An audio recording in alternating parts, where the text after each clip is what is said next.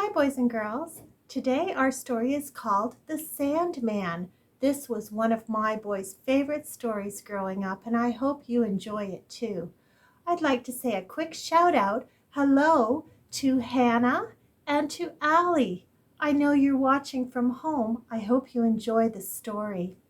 Today's story, The Sandman, is illustrated by Judy Deykin. Don't forget to like and subscribe so you can keep up to date on all my new videos.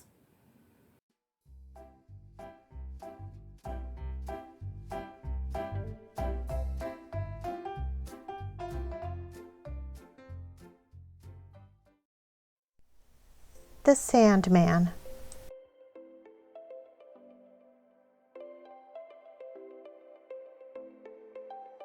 Far away, high up in the sky, the Sandman lives on a fluffy white cloud. During the day, when all the people down on the earth are awake, the Sandman is asleep. And at night, when everyone on earth is sleeping, the Sandman is awake. The Sandman's best friend is the moon. Every night, as it starts getting dark, the moon gently wakes the Sandman by whispering softly, "Wake up, Sandman. It's time to sprinkle sleep dust over all the little children." Then the Sandman gets up, opens his umbrella, and floats down to the earth.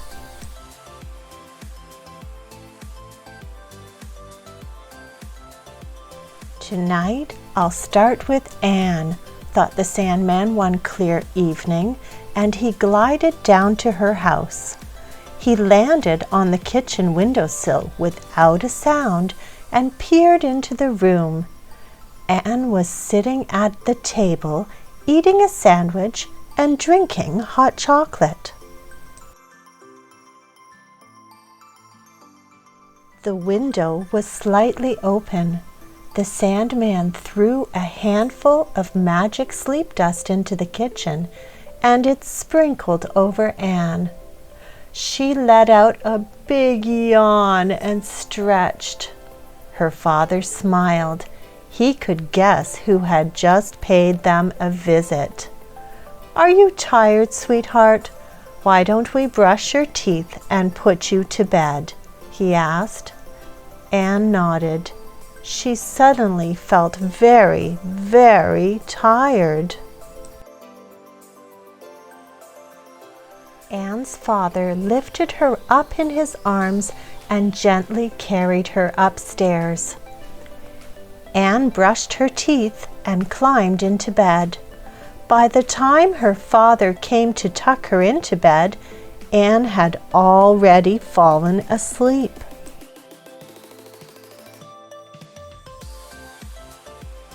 The Sandman continued on his route. He was flying over a quiet street when he saw two boys, Stephen and Christopher, playing soccer. The Sandman flew over and sprinkled some sleep dust on their heads. The two boys soon felt very sleepy. "I'm going home," said Stephen. He walked toward the apartment building where he lived and called back to Christopher, "Let's play again tomorrow." In the meantime, the Sandman was flying over the apartment building, sprinkling his magic sleep dust over all the other little children who lived there. All of the children in the building began to feel very tired. Christopher went back to his house and took a nice hot bath.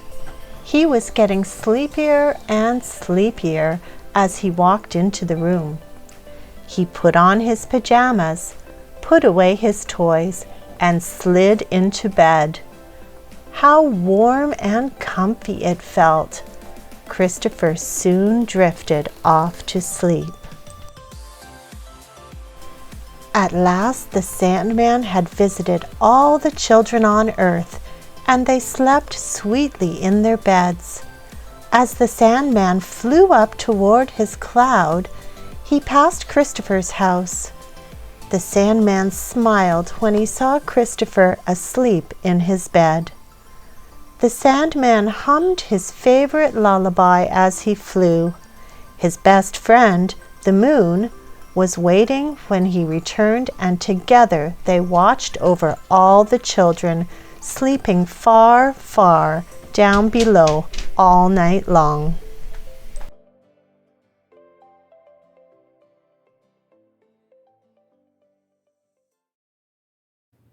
I hope you enjoyed the story today, boys and girls, all about the Sandman who keeps watch over the boys and girls while they are sleeping. We'll see you again next time. Bye-bye.